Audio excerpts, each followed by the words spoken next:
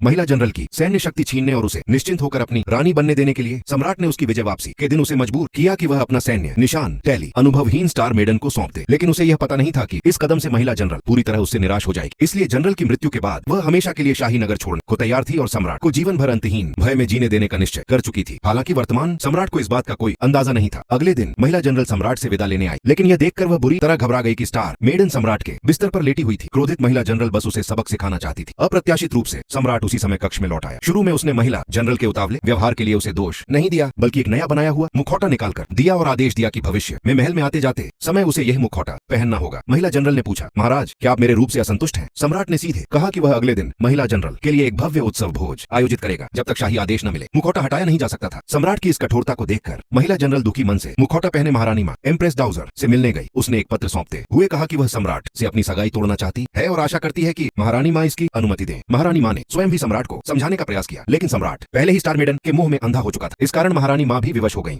अगले दिन मुंबई से एक दूत दरबार में पहुंचा। मुंबई के राजा को पता चला कि महिला जनरल अब सेना में नहीं है और महल छोड़ने वाली है, इसलिए उसने उससे विवाह करने की इच्छा जताते हुए पत्र भेजा। उसने आशा की कि सम्राट कृतघ्न न बने और इस विवाह को स्वीकार करे। यह समाचार पूरे दरबार में आग की तरह फैल गया। खैन के राजा सबसे पहले खड़े हुए और इस प्रस्ताव का दृढ़ता से विरोध किया। उन्होंने कहा, एक स्त्री ने 1 लाख काली सेना का नेतृत्व किया है। पिछले 7 वर्षों में उसने देश के लिए अनगिनत योगदान दिए हैं। मैं आशा करता हूँ कि सम्राट इस निर्णय पर पुनः विचार करेंगे। उन्हें यह उम्मीद नहीं थी कि वह दूत दरबार छोड़ने को तैयार नहीं होगा। कहा गया कि यदि सम्राट ने आज सहमति नहीं दी तो मिंग्वे बांध की 3 लाख घुड़सवार सेना जियानजी हुआंगचेंग की सीमा तोड़ देगी और दाशिया में युद्ध कभी समाप्त नहीं होगा। इसी समय एक हिजड़ा नपुंसक भी खड़ा हुआ और उसने समस्त सैनिक और सैन्य मामलों को सम्राट के समक्ष रखते हुए विवाह स्वीकार करने की सलाह दी। ऐसा ही और वीडियो के लिए लाइक एंड सब्सक्राइब करें।